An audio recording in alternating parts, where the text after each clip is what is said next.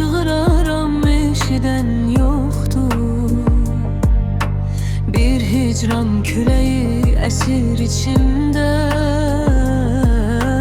hatire izleri kalıp köksümde. Gözyaşı damlar, sözlerim yanar. Bu fani dünyada kim kimi yanar. Ümit bir kölge kaçar uzağa. Ruhum sığınıp demli sorağa. Sevda bir yuxu, oyanan ağlar. Kalbimde kalan yaralar çağlar.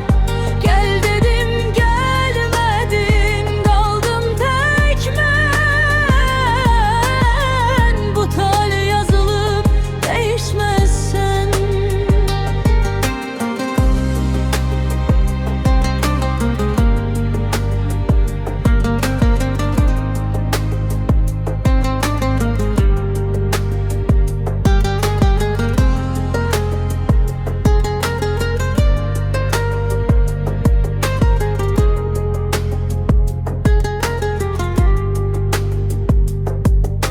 Bir zaman güldüm, indi sükutam. Sözüm şiir oldu, derdim buludam. Gönül bahçesinde soldu güller. Geçti o günler, kaldı küller.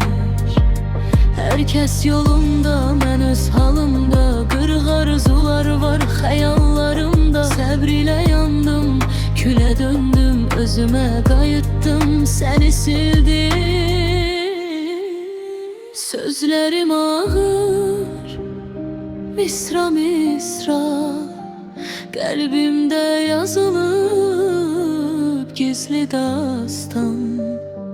Bir şair kimi sustum ahır.